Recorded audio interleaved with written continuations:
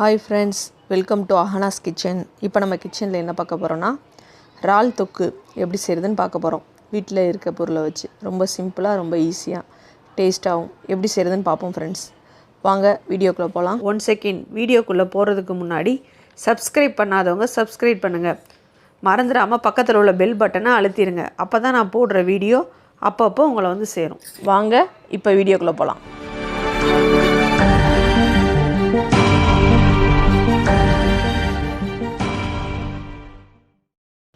வாங்க இப்போ தேவையான பொருள் என்னென்னு பார்ப்போம்.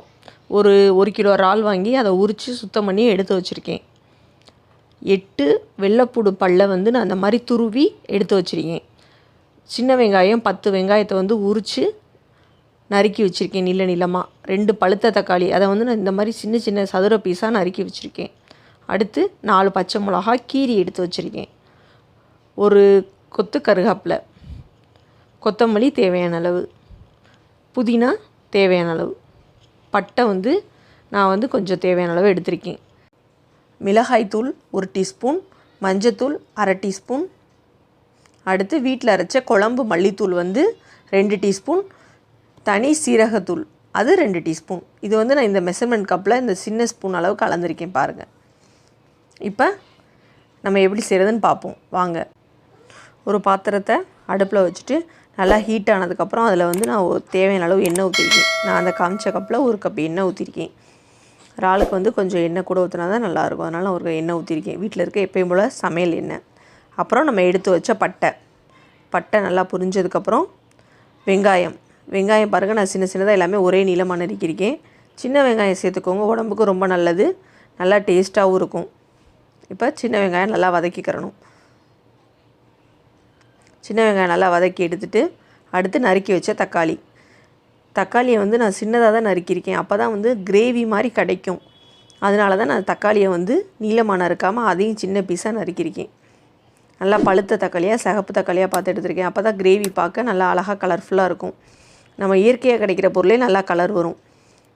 பச்சை மிளகாய் 4 பச்சை மிளகாய் கீறினது அதையும் அதில் சேர்த்துருக்கேன். இப்போ இது எல்லாம் எண்ணெயில் நல்லா வதங்கின்னு இப்போ பாருங்கள் நல்லா எல்லாமே மசிஞ்சிருச்சு.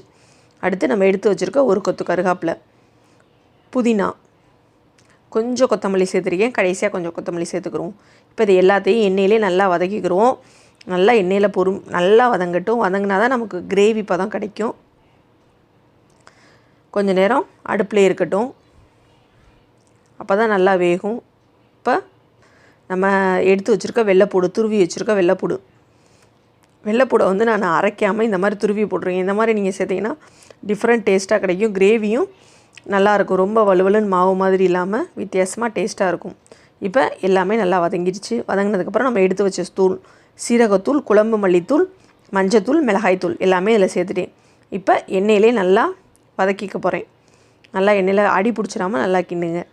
இப்போ நல்லா எண்ணெயில் வதங்கிடுச்சு. இப்போ பாருங்கள் நமக்கு கிரேவி பதம் கிடச்சிருச்சு. இந்த கிரேவி பதம் கிடச்சதுக்கப்புறம் தான் நம்ம இறாலை சேர்க்கணும். இப்போ நான் எடுத்து வச்சுருக்க இறாலை வந்து அதில் சேர்க்க போகிறேன். இப்போ இறாலை சேர்த்துக்கிட்டு நல்லா அந்த எண்ணெயிலே பிரட்டணும். இறாலில் வந்து எப்பயுமே கொஞ்சம் தண்ணி விடும். அதனால் நீங்கள் பிரட்டும் போது கரெக்டாக தண்ணி வந்துடும். இப்போ நான் பிரட்டிக்கிட்டு இருக்கேன் பாருங்கள். இறாலை நல்லா பிரட்டிக்கிறணும். அப்போ தான் மசாலா எல்லா பக்கமும் நல்லா இது பண்ணும்.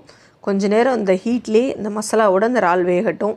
வெந்ததுக்கப்புறம் நம்ம தண்ணி ஊற்றுவோம். இப்போ இதில் தேவையான அளவு உப்பு சேர்க்குறேன். நான் கல் உப்பு சேர்க்குறேன். இப்போ கல் உப்பு சேர்த்துட்டு ஒரே ஒரு தடவை பிரட்டிட்டு அடுத்து நான் தண்ணி சேர்க்குறேன். நான் வந்து கிரேவின்றனால நான் எடுத்து வச்சுருக்க கிண்ணம் அளவுக்கு 2 கிண்ணம் அளவுக்கு தண்ணி ஊற்றுறேன். ஒரு கிண்ணம் தண்ணி ஊற்றிட்டே ரெண்டாவது அளவு தண்ணி. இந்த இறால் வந்து அதில் முழுகிற அளவுக்கு, கிரேவிக்கு வந்து எப்பயுமே லைட்டாக முழுகிற அளவுக்கு இருக்கணும் தண்ணி. அப்போ தான் கரெக்டாக இருக்கும். இப்போ எல்லாம் வந்து நல்லா மிக்ஸ் ஆகிற அளவுக்கு நல்லா கலக்கிக்கிறணும். இப்போ பாருங்கள் நான் நல்லா பிரட்டிட்டு சூடாகட்டும். நல்லா கொதிச்சதுக்கப்புறம் நம்ம மூடி வைப்போம். மூடி வச்சு இறால் வேகிற வரைக்கும் வெயிட் பண்ணுவோம். நான் ஒரு 15 நிமிஷம் இறாலை வேக வைக்க போகிறேன். இப்போ எல்லாத்தையும் நல்லா பிரட்டி விட்டுட்டேன். இப்போ நம்ம மூடி வைப்போம். மூடி வச்சு 15 நிமிஷம் வேகட்டும்.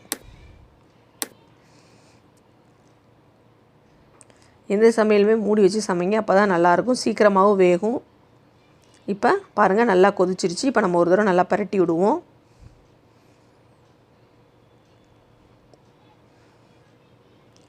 இப்போ பரட்டி விட்டாச்சு. திரும்பவும் மூடி வச்சு இன்னொரு 10 நிமிஷம் வேக வைப்போம்.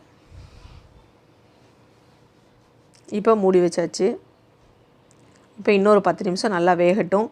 ஒரு இறால் தன்மையை பொறுத்து கொஞ்சம் நேரம் கூட குறைய ஆகும். ரொம்ப பொறுமையாக செய்யுங்க. இப்போ இறால் வெந்துருச்சு. நான் அடுப்பை அமர்த்திடுறேன். இப்போ பாருங்கள், நம்ம இறால் கிரேவி ரெடி. நல்லா எண்ணெயெல்லாம் பிரிஞ்சு நல்லா வந்துருச்சு. உங்களுக்கு தண்ணியாக இருந்தால் இன்னும் கொஞ்சம் நேரம் லோ ஃப்ளேமில் வச்சு அடுப்பில் வைங்க. எண்ணெய் அதுவாக தனியாக பிரிஞ்சு வந்துடும்.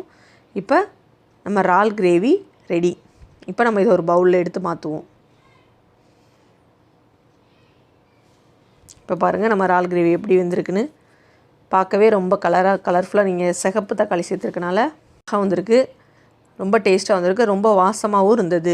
நீங்கள் இது மாதிரி ட்ரை பண்ணுங்கள். இயற்கையாக கிடைக்கிற பொருளை வச்சு இந்த மாதிரி கலர் வர மாதிரி நீங்கள் சமைங்க. யாரும் ஃபுட் கலர் போடாதீங்க. இப்போ பாருங்கள், நான் நல்லா சிகப்பு தக்காளி பண்ணால் நல்லா சிகப்பாகவே கிரேவி வந்துருச்சு. இதில் நான் எந்த கலர் பொடி எந்த இதுவுமே சேர்க்கலை. வீட்டில் உள்ள தூள் வச்சு தான் செஞ்சுருக்கேன். ஓகே ஃப்ரெண்ட்ஸ், நீங்கள் இது மாதிரி ட்ரை பண்ணி பாருங்கள். ட்ரை பண்ணி பார்த்துட்டு எப்படி இருக்குன்னு உங்கள் கருத்துக்களை வந்து கமெண்ட் பாக்ஸில் வந்து சொல்லுங்கள். ஓகே ஃப்ரெண்ட்ஸ், நெக்ஸ்ட்டு அடுத்த வீடியோவில் சந்திப்போம். உங்களுக்கு இந்த வீடியோ பிடிச்சிருந்தா லைக் பண்ணுங்கள், கமெண்ட் பண்ணுங்கள், ஷேர் பண்ணுங்கள், மறக்காம சப்ஸ்கிரைப் பண்ணிடுங்க.